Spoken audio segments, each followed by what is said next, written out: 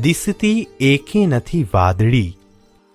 કવિ કહે છે, હેમંત ઋતુની સવારે પૂર્વ દિશામાં સૂર્ય જાણે રતાશ પડતો ઉગી રહ્યો હોય એમ દેખાય છે. ભૂરા આકાશમાં એક પણ વાદળી દેખાતી નથી, એટલે કે ભૂરું આકાશ જાણે એકદમ સ્વચ્છ દેખાય છે. ઠંડો હિમ ભર્યો વહે અનિલ શો ઉત્સાહને પ્રેરતો, જે ઉત્સાહ ભરી દિશે શુક ઉડી ગાતા મીઠા ગીતડા. કવિ કહે છે, ઠંડો પવન આવા વાતાવરણમાં જાણે ઉત્સાહ વધારી રહ્યો છે અને એ ઉત્સાહને ભરીને મીઠા મધુર ગીતો ગાતા ઉડી રહેલા દેખાય છે. બાળ દોસ્તો, હવે આપણે માલિની છંદમાં કવિએ રચેલી કાવ્ય પંક્તિઓ વાંચીએ અને સમજીએ. મધુર સમય તેવે ખેતરે શેલડીના, રમત કૃષિવલોના બાલ નાના કરે છે. કવિ કહે છે, આવા સવારના મસ્ત મધુર સમયે શેરડીના ખેતરોમાં ખેડૂતોના નાના બાળકો રમી રહ્યા છે. કમલવત ગણીને બાલના ગાલ રાતા, રવિ નીજ કર તેની ઉપર ફેરવે છે. કવિ કહે છે, ત્યારે સૂર્ય જાણે પોતાના હાથ એટલે કે પોતાના કિરણો બાળકોના કોમળ રાતા ગાલને કમળ જેવા ગણીને તેની ઉપર ફેરવે છે. બાળ દોસ્તો, હવે આપણે અનુષ્ટુપ છંદમાં કવિએ રચેલી કાવ્ય પંક્તિઓ વાંચીએ અને સમજીએ. વૃદ્ધ માતા અને તાત તાપે છે શગડી કરી, અહો કેવું સુખી જોડું કરતાએ નિર્મ્યું દિશે. કવિ કહે છે, સવારના સમયે વૃદ્ધ માતા અને વૃદ્ધ પિતા સગડી કરીને તાપણી કરે છે, જે જોઈને કવિ કહે છે, વાહ, ઈશ્વરે કેવું સુખી જોડું બનાવ્યું છે. બાળ દોસ્તો, હવે આપણે વસંત તિલકા છંદમાં કવિએ રચેલી કાવ્ય પંક્તિઓ વાંચીએ અને સમજીએ. ત્યાં દૂર દૂર નજરે ઉડતી પડે છે ને અશ્વ ઉપર ચડી નર કોઈ આવે. કવિ કહે છે, બાળકો રમી રહ્યા છે, વૃદ્ધ દાદા દાદી તાપણું કરી રહ્યા છે. ત્યાં દૂર દૂર ઉડતી દેખાય છે, જાણે કોઈ માણસ ઘોડા પર બેસીને આવતો દેખાય છે. ટોળે વળી મુખ વિકાસી ઊભા રહીને તે અશ્વને કુતૂહલે સહુ બાલ જોતા. કવિ કહે છે, બધા બાળકો ભેગા થઈને આશ્ચર્યથી તે ઘોડે સવારને જોઈ રહ્યા છે. બાળ દોસ્તો, હવે આપણે મંદાક્રાંતા છંદમાં કવિએ રચેલી કાવ્ય પંક્તિઓ વાંચીએ અને સમજીએ. ધીમે ઉઠી શિથિલ કરને નેત્રની પાસ રાખી, વૃદ્ધા માતા નયન નબળા ફેરવીને જુએ છે. કવિ કહે છે, વૃદ્ધાવસ્થાને કારણે અશક્ત થયેલી માતા ધીમેથી ઊભી થઈને પોતાનો નબળો હાથ પોતાની આંખો ઉપર મૂકીને પેલા ઘોડે સવારને જુએ છે ને તેનો એ પ્રિય પતિ હજુ શાંત બેસી રહીને જોતા ગાતો શગડી પરનો દેવતા ફેરવે છે. કવિ કહે છે, અને એ સ્ત્રીનો પ્રિય પતિ હજુ શાંત બેસી રહ્યો છે ને સગડી પરનો દેવતા આમ તેમ ફેરવી રહ્યો છે. બાળ દોસ્તો, હવે આપણે અનુષ્ટુપ છંદમાં કવિએ રચેલી કાવ્ય પંક્તિઓ વાંચીએ અને સમજીએ. ત્યાં તો આવી પહોંચ્યો એ અશ્વ સાથે યુવાન ત્યાં, કૃષિક એ ઉઠી ત્યારે આવો બાપુ કહી ઊભો. એટલામાં તો તે યુવાન ઘોડા સાથે ત્યાં આવી પહોંચ્યો. વૃદ્ધાને ઊભેલી જોઈ ત્યારે વૃદ્ધ ખેડૂત પણ આવો બાપુ એમ કહી ઊભો થયો. બાળ દોસ્તો, હવે આપણે શાર્દૂલ વિક્રીડિત છંદમાં કવિએ રચેલી કાવ્ય પંક્તિઓ વાંચીએ અને સમજીએ.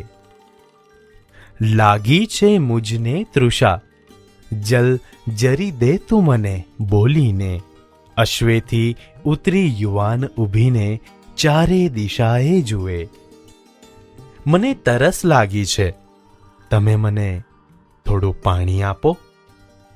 એમ બોલીને યુવાન ઘોડેથી નીચે ઉતરે છે ને ખેતરમાં ચારે બાજુએ જુએ છે.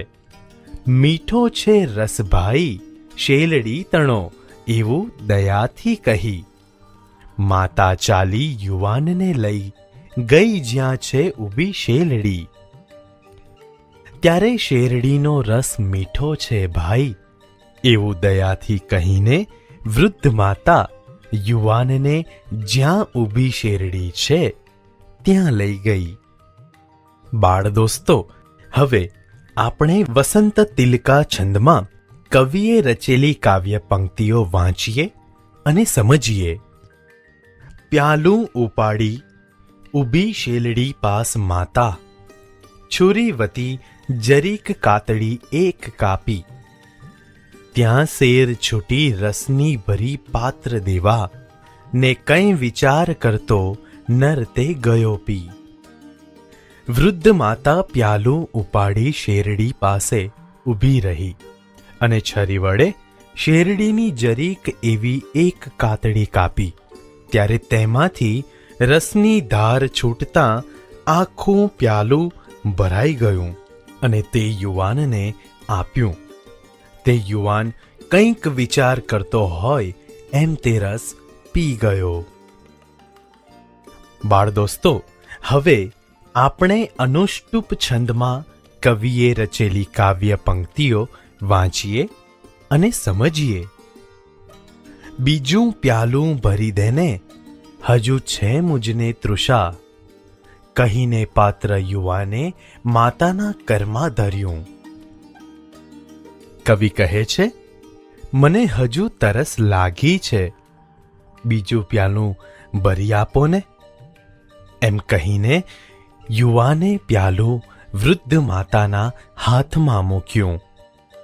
બાળ દોસ્તો, હવે આપણે મંદાક્રાંતા છંદમાં કવિએ રચેલી કાવ્ય પંક્તિઓ વાંચીએ અને સમજીએ.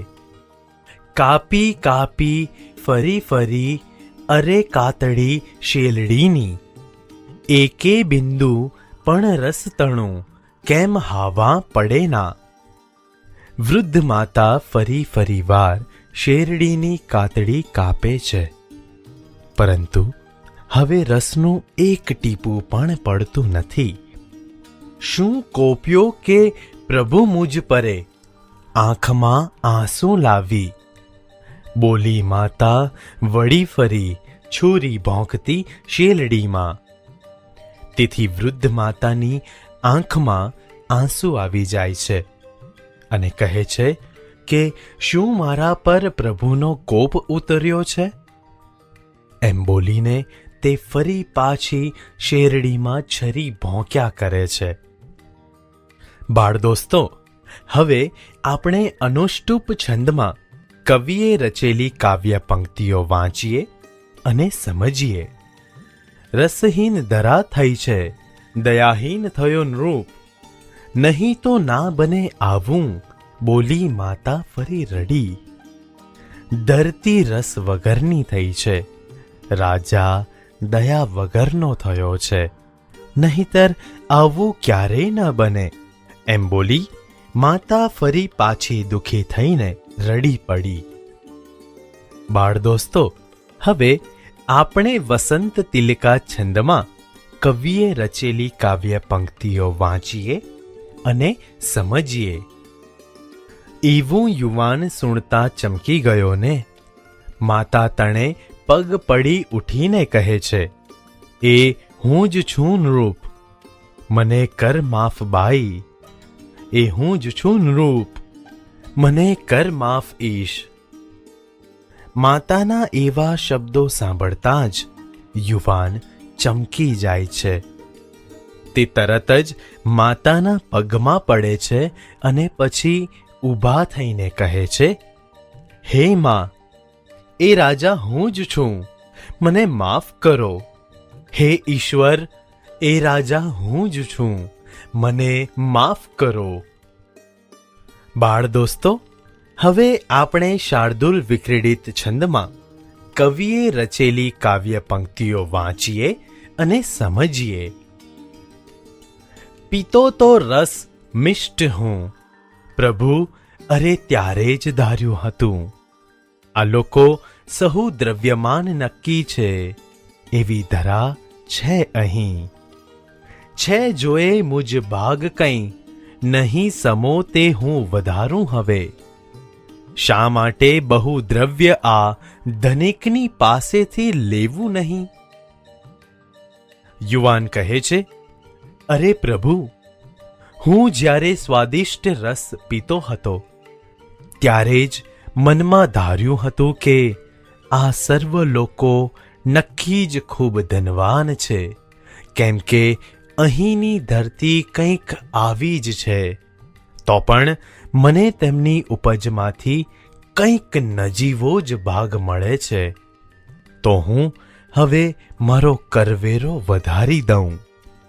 આ ધનવાન ખેડૂતો પાસેથી શા માટે વધારે કરવેરો ન વસૂલ કરું?